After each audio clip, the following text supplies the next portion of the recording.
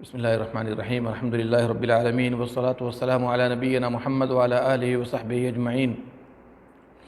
جنگ احد کے بارے میں تھوڑی گفتگو میں نے کی ہے پہلی قسط میں۔ اب آئیے دوسری قسط بھی سماعت فرمائیے۔ رسول اللہ صلی اللہ علیہ وسلم پر مشرکین کا حملہ اور آپ کے قتل کی افواہ۔ اس وقت رسول اللہ صلی اللہ علیہ وسلم پیچھے تشریف فرما تھے اور آپ کے ساتھ صرف 7 انصار اور 2 مہاجرین تھے۔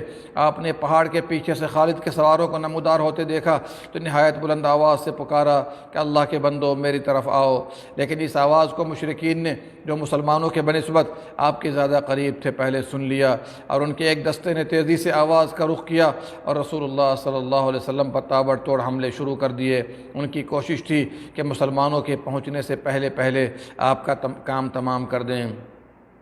اس موقع پر آپ صلی اللہ علیہ وسلم نے فرمایا، کون ہے جو ان کو ہم سے دفع کرے اور اس کے لیے جنت ہے، یا یہ فرمایا کہ وہ جنت میں میرا رفیق ہوگا۔ اس پر ایک انصاری نے آگے بڑھ کر انہیں پیچھے دھکیلا اور لڑتے لڑتے شہید ہو گئے۔ اس کے بعد مشرکین نے پھر حملہ کیا اور بالکل قریب آ گئے۔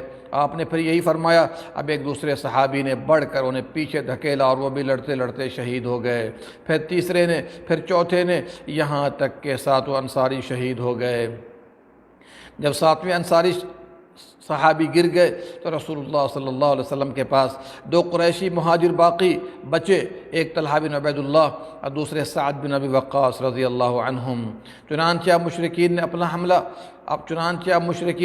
حملہ رسول اللہ صلی اللہ علیہ وسلم پر مرکوز کر دیا، یہاں تک کہ آپ کو ایک پتھر لگا جس سے آپ پہلو کے بل گر گئے اور آپ کا نچلا داہنا رباعی دانت ٹوٹ گیا، نچلا ہونٹ زخمی ہو گیا، خود سر پر ٹوٹ گئی جس سے سر اور پیشانی پر چوٹ آئی، آنکھ سے نیچے کی ابھری ہوئی ہڈی پر تلوار کی ضرب لگی جس سے خود کی 2 کڑیاں اندر گھس گئیں، کندھے پر بھی تلوار کی ایک سخت ضرب لگی جس کی تکلیف 1 مہینے سے زیادہ عرصے تک محسوس ہوتی رہی۔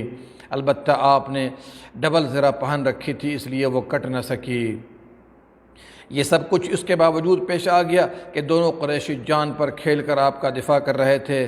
چنانچہ حضرت سعد بن ابی وقاص رضی اللہ عنہ نے اس قدر تیر چلائے کہ رسول اللہ صلی اللہ علیہ وسلم نے اپنے ترکش کے تیر ان کے لیے بکھیرتے ہوئے فرمایا، چلاؤ تم پر میرے ماں باپ فدا ہوں۔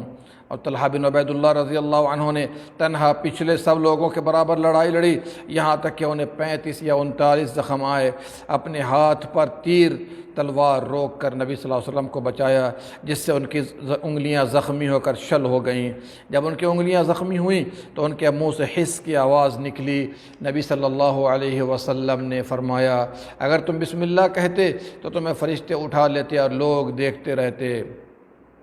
اس مشکل ترین گھڑی میں حضرت جبریل علیہ السلام، حضرت میکائیل علیہ السلام اترے اور آپ کی طرف سے سخت لڑائی کی۔ کچھ مسلمان بھی پلٹ کر آپ کے پاس آ گئے اور انہوں نے بھی جم کر دفاع کیا۔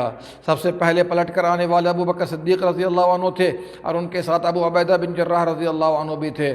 ابو بکر صدیق نے چاہا کہ آگے بڑھ کر رسول اللہ صلی اللہ علیہ وسلم کے چہرے سے خود کی کڑی نکال دیں، لیکن ابو عبیدہ نے اصرار کر کے خود کی کڑی نکالی جس سے ان کا اگلا ایک دانت گر گیا۔ اس کے بعد انہوں نے دوسری کڑی نکالی اور دوسرا دانت بھی گر گیا۔ اس کے بعد آگے بڑھ کر دونوں نے طلحہ بن عبید اللہ کو سنبھالا، وہ زخمی تھے۔ اس دوران رسول اللہ صلی اللہ علیہ وسلم کے پاس ابو دجانہ، مصعب بن عمیر، عمر بن خطاب، علی بن ابی طالب وغیرہم رضی اللہ عنہم بھی آ پہنچے۔ ادھر مشرکین کی تعداد بھی بڑھتی گئی اور ان کے حملے بھی سخت تر ہوتے گئے، مگر مسلمانوں نے بھی نادرہ روزگار بہادری کے ساتھ مقابلہ کیا۔ کوئی تیر چلا رہا تھا تو کوئی دفاع کر رہا تھا، کوئی لڑ بھڑ رہا، کوئی اپنے جسموں پر تیروں کو روک رہا تھا۔ جھنڈا حضرت مصعب بن عمیر رضی اللہ عنہ کے ہاتھ میں تھا۔ مشرکین نے ان کے دائیں ہاتھ پر اس زور سے تلوار ماری کہ ہاتھ کٹ گیا۔ انہوں نے جھنڈا بائیں ہاتھ میں پکڑ لیا، مشرکین نے بھی اسے کاٹ دیا۔ اس کے بعد انہوں نے جھنڈے پر گھٹنے ٹیک کر اسے سینے اور گردن کے سہارے لہرائے رکھا اور اسی حالت میں شہید ہو گئے۔ ان کا قاتل عبداللہ بن قمعہ تھا، چونکہ حضرت مصعب بن عمیر نبی صلی اللہ علیہ وسلم کے ہم شکل تھے، اس لیے اس نے سمجھا کہ نبی صلی اللہ علیہ وسلم کو قتل کر دیا۔ چنانچہ اس نے واپس پلٹ کر چیختے ہوئے کہا کہ محمد قتل کر دیے گئے۔ یہ خبر تیزی سے پھیل گئی اور اس نتیجے میں مشرکین کا دباؤ کم ہو گیا، کیونکہ ان کے خیال میں اب ان کا مقصد پورا ہو چکا تھا۔ جب مسلمانوں نے نرغے میں لیے جانے کی کارروائی دیکھی تو وہ اتھل پتھل بد نظمی کا شکار ہو گئے اور کوئی متحدہ موقف اختیار نہ کر سکے۔ چنانچہ بعض نے جنوب کی طرف فرار اختیار کی اور مدینہ جا پہنچے، بعض احد کی گھاٹی کی طرف بھاگے اور اسلامی کیمپ میں پناہ گیر ہوئے، بعض نے رسول اللہ صلی اللہ علیہ وسلم کا رخ کیا اور جلدی سے آپ کے پاس پہنچ کر آپ کے دفاع میں لگ گئے، جیسا کہ پہلے بیان ہو چکا ہے۔ اکثر مسلمان نرغے کے اندر اپنی جگہوں پر ثابت قدم رہ کر گھیرنے والوں سے لڑتے بھرتے رہے، لیکن چونکہ کوئی شخص منظم طور پر ان کی قیادت نہیں کر رہا تھا، اس لیے ان کی صفوں میں انتشار اور بد نظمی غالب رہی۔ پہلی صف پلٹی پچھلی صف سے ٹکرا گئی، یہاں تک کہ حضرت حذیفہ رضی اللہ عنہ کے والد یمان رضی اللہ عنہ خود مسلمانوں کے ہاتھوں شہید کر دیے گئے۔ اس کے بعد مسلمانوں نے نبی صلی اللہ علیہ وسلم کے قتل کی خبر سنی تو ان کا رہا سہا ہوش بھی جاتا رہا، ان کا جوش سرد پڑ گیا اور وہ ٹوٹ کر رہ گئے، حتیٰ کہ کتنوں نے لڑائی ہی چھوڑ دی، جبکہ کچھ دوسروں کو جوش آ گیا اور انہوں نے کہا کہ اٹھو، جس بات پر رسول اللہ صلی اللہ علیہ وسلم نے جان دی ہے اسی پر تم لوگ بھی جان دے دو۔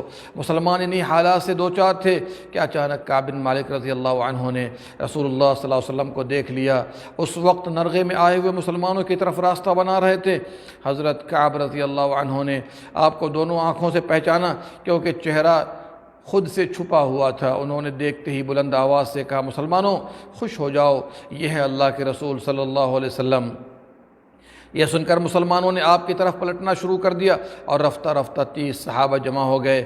مشرکین نے ان کی واپسی کی راہ روکنے کی ہر ممکن کوشش کی، لیکن ناکام رہے، اور اس کوشش میں ان کے 2 آدمی کام بھی آ گئے۔ اس حکیمانہ تدبیر سے مسلمانوں کو نجات تو مل گئی، لیکن تیر اندازوں نے جو غلطی اور رسول اللہ صلی اللہ علیہ وسلم کے حکم کی مخالفت کی، اس کی بھاری قیمت چکانی پڑی۔